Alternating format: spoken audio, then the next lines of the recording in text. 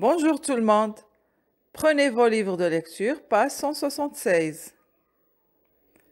Lisez le titre. Qu'est-ce qu'il annonce?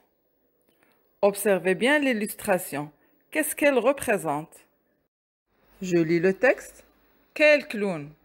Pipo le clown s'est cassé le pied et Yvan, qui vit dans le cirque avec ses parents, rêve de devenir clown. Alors, le soir même, tous les artistes du cirque se réunissent. Ils discutent de l'avenir du spectacle. Yvan, caché dans un coin sombre du chapiteau, les écoute. Il devrait être au lit, mais il avait trop envie d'entendre ce qui allait être dit.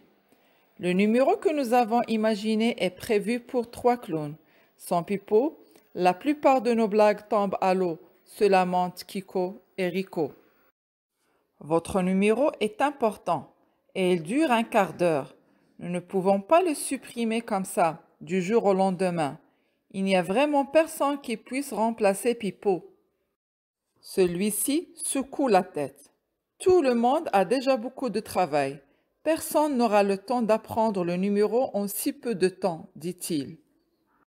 Les funambules, les dresseurs et les acrobates sont d'accord avec lui. Nous allons trouver une solution, monsieur le directeur, dit Kiko. Enfin, je l'espère. Le directeur, en soupirant, passe ses mains dans ses cheveux gris. Moi, je peux vous aider. Toutes les têtes se tournent vers Yvan qui sort de sa cachette. Yvan, mais que fais-tu ici? Tu étais censé dormir, il me semble. Elena, la maman d'Yvan, se lève et l'attrape par le bras. Allez, viens, je te ramène à la roulotte. Mais maman, rien du tout. Au lit, et vite. Elena entraîne Yvan dehors, mais celui-ci résiste. Maman, insiste-t-il, je peux vraiment les aider. Je peux faire le 3e clown. Mais Yvan, tu es beaucoup trop petit pour ça. Être un clown, c'est un vrai métier. Et ce n'est pas aussi facile que ça en a l'air. Laisse ça aux adultes. Ils trouveront bien une solution. Mais, bégit Yvan. Ça suffit maintenant, s'énerve Elena. Allez, hop, au lit. Yvan sait que cela ne sert à rien de protester. Alors, il se tait et se couche dans un mot. Elena reste dans la roulotte. Elle veut être sûre que son fils ne ressortira pas. Yvan est dans son lit, mais il ne dort pas. Il réfléchit. Il connaît le spectacle des clowns sur le bout des doigts. Il est bien déterminé à montrer à tout le monde qu'il n'est pas trop petit pour remplacer Pipo. Mais il doit pour cela mettre un plan au point. On passe à la question 1. Dressez la carte d'identité du texte. Quel est le titre de ce texte? Son auteur, la collection et l'éditeur. Question 2. À quoi sert la phrase écrite en italique au début du texte? À dire au lecteur ce qui va se passer ou bien à dire au lecteur ce qui s'est passé? Entourez la bonne réponse. J'explique le mot italique pour un caractère écrit d'une façon un peu inclinée vers la droite, comme l'écriture. On trouve dans les dictionnaires, les exemples sont imprimés en lettres italiques.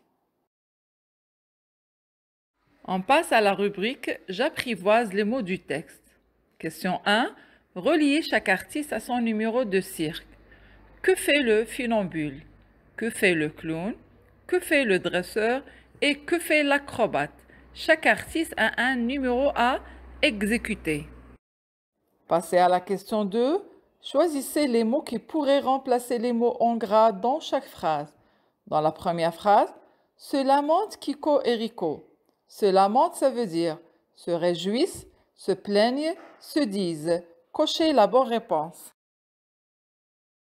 Dans la deuxième phrase, tu étais censé dormir. Était censé, ça veut dire voulait, pouvait ou bien devait. La troisième phrase, Yvan sait que cela ne sert à rien de protester. Protester, ça veut dire râler, parler ou bien continuer. Dans la dernière phrase, et il est bien déterminé à montrer. Déterminé, ça veut dire décider, obligé ou bien forcé. Passez à la question 3. Reliez chaque expression à ce qu'elle veut dire. Vous avez dans la première colonne, nos blagues tombent à l'eau, sur le bout des doigts. Mettre un plan au point. Dans la deuxième colonne, par cœur parfaitement. Deuxième phrase, ne fonctionne pas. La troisième, prévoir ce qu'on va faire. Lisez plusieurs fois le texte pour bien comprendre et répondre aux questions de la rubrique Je comprends l'histoire. Question 1. Où se passe cette histoire et à quel moment de la journée? Question 2. Comment s'appellent les trois clowns? Question 3. Pourquoi Yvan est-il caché dans un coin sombre du chapiteau? Question 4. Quels problèmes ont les clowns? Pourquoi personne ne peut les aider? Question 5. Que propose Yvan?